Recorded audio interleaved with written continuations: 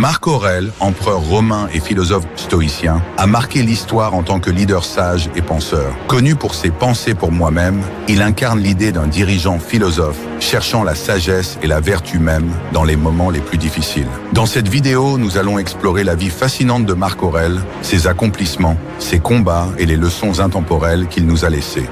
1. Jeunesse et formation. Marc Aurèle est né en 121 après Jésus-Christ à Rome, dans une famille noble et influente. Dès son jeune âge, il a été destiné à de hautes fonctions et son éducation a été orientée vers la philosophie et la rhétorique. Son précepteur Fronto l'a initié à la littérature et à l'art oratoire, mais c'est sa rencontre avec des philosophes stoïciens comme Junius Rusticus qui a eu le plus grand impact sur lui. Dès son adolescence, Marc Aurèle a été attiré par le stoïcisme, une philosophie qui prône la maîtrise de soi, la résilience et la vertu. Ce mélange d'éducation philosophique et politique l'a préparé à diriger un empire avec sagesse. 2. Montée au pouvoir, de César à empereur. En 161 après Jésus-Christ, Marc Aurèle est nommé empereur de Rome, partageant d'abord le pouvoir avec Lucius Verus. Contrairement à d'autres empereurs avant lui, Marc Aurèle a adopté une approche de leadership basée sur l'intégrité et l'humilité, inspirée par ses valeurs stoïciennes. Il a rapidement gagné la réputation d'un empereur juste, préférant la diplomatie à la violence lorsqu'il s'agissait de résoudre des conflits. Mais son règne a été marqué par des périodes de guerre, notamment contre les tribus germaniques le long des frontières du Danube, qu'il a dû défendre avec ténacité pour maintenir la stabilité de l'Empire. 3. Les années de guerre, le philosophe sur le champ de bataille. Les guerres marcomanes ont été l'un des défis majeurs du règne de Marc Aurèle. Pendant près d'une décennie, il a dû mener ses légions contre des tribus germaniques envahissantes, tout en gérant des crises internes, comme une épidémie de peste qui a dévasté l'Empire. C'est durant ces années difficiles qu'il a écrit ses célèbres Pensées, un journal personnel dans lequel il consigne ses réflexions sur la vie, la vertu et la mort. Pour lui, les épreuves de la guerre étaient des opportunités de mettre en pratique la philosophie stoïcienne, en gardant son calme face aux défis et en prenant des décisions justes malgré la pression. 4. Les pensées de Marc Aurèle, un manuel de sagesse. Les pensées pour moi-même de Marc Aurèle, rédigées au cœur des batailles et des épreuves, sont aujourd'hui considérées comme un chef-d'œuvre de la philosophie stoïcienne. Dans ce texte, il évoque des thèmes tels que l'impermanence de la vie, l'acceptation des événements extérieurs et la recherche de la vertu. La vie est ce que tu en fais, une lumière vacillante ou un flambeau ardent, disait-il pour rappeler que nos réactions face aux événements sont plus importantes que les événements eux-mêmes. Son œuvre reste un guide pour ceux qui cherchent à vivre avec sagesse et sérénité, même dans l'adversité.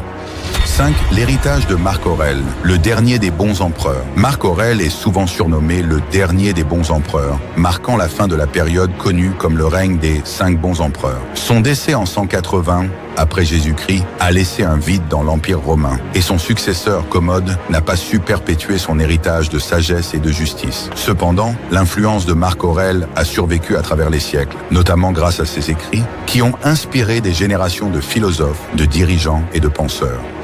L'impact.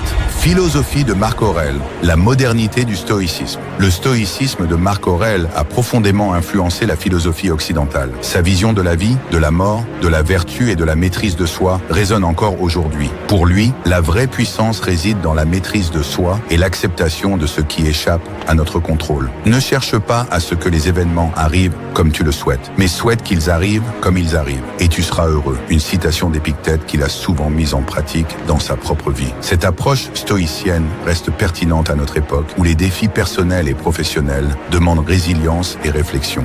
Marc Aurèle, l'empereur philosophe, reste une figure intemporelle de la sagesse et de la résilience. Sa vie, marquée par les défis, les guerres et les réflexions philosophiques, nous rappelle que la véritable grandeur réside dans la quête de la vertu et la maîtrise de soi. Commente ci-dessous ce que tu retiens de Marc Aurèle et de sa philosophie et abonne-toi pour plus de contenu inspirant sur les grands penseurs de l'histoire. Bienvenue sur Alpharaon. Aujourd'hui, on plonge dans un sujet fondamental pour ceux qui veulent maîtriser leurs émotions et vivre une vie imperturbable, le stoïcisme. Cette philosophie millénaire, pratiquée par des figures comme Marc Aurèle et Épictète, continue de résonner dans notre monde moderne. Que tu cherches à mieux gérer les défis quotidiens ou à cultiver une paix intérieure, ces principes stoïciens peuvent t'aider à forger une résilience inébranlable. 1. Qu'est-ce que le stoïcisme? Le stoïcisme est une école philosophique fondée par Zénon de Kition à la fin du IVe siècle avant notre ère à Athènes. Cette philosophie prône l'acceptation sereine du destin et la maîtrise de soi. Le stoïcisme enseigne qu'il faut vivre en accord avec la nature et se détacher des émotions perturbatrices pour atteindre le bonheur.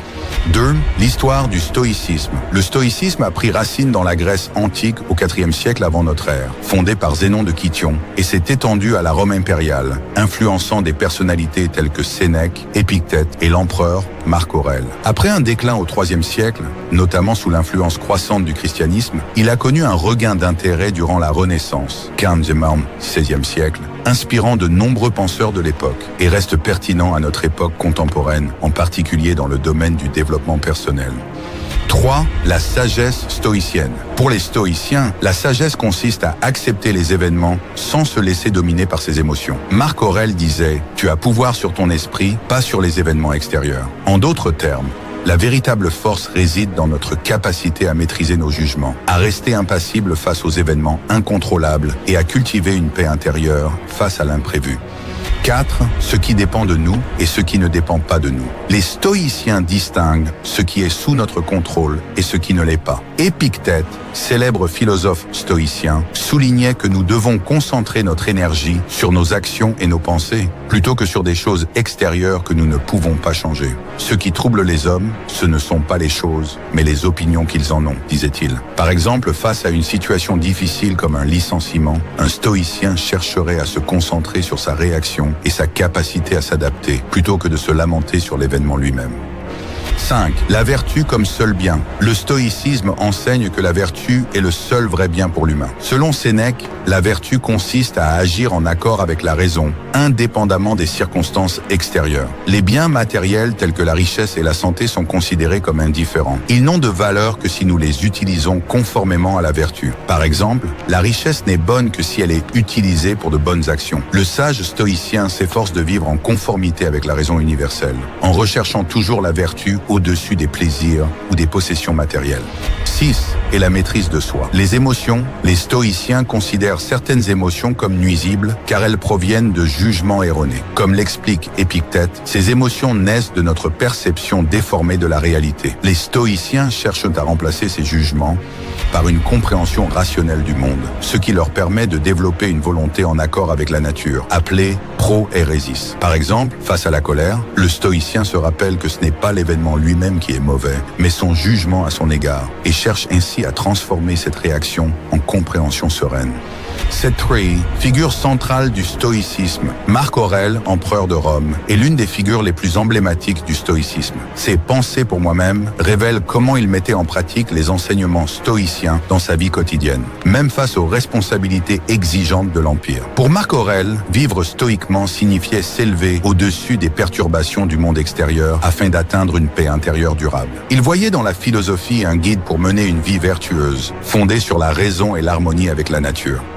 Épictète, ancien esclave devenu l'un des plus grands philosophes stoïciens, enseignait que la véritable liberté vient de la maîtrise de soi. Pour lui, le stoïcisme offrait un moyen de transcender les limites imposées par la vie. Il affirmait « Personne n'est libre s'il ne sait se maîtriser lui-même ». Sa vie est un témoignage puissant de la capacité de l'esprit humain à surmonter l'adversité grâce à la philosophie. Sénèque, conseiller de l'empereur Néron, est un autre pilier du stoïcisme. Il a laissé de nombreux écrits qui montrent comment appliquer les principes stoïcien à la vie de tous les jours. Sénèque disait « La vie, ce n'est pas d'attendre que l'orage passe, mais d'apprendre à danser sous la pluie ». Pour lui, le stoïcisme était un art de vivre permettant de faire face aux défis avec sagesse et courage, peu importe les circonstances.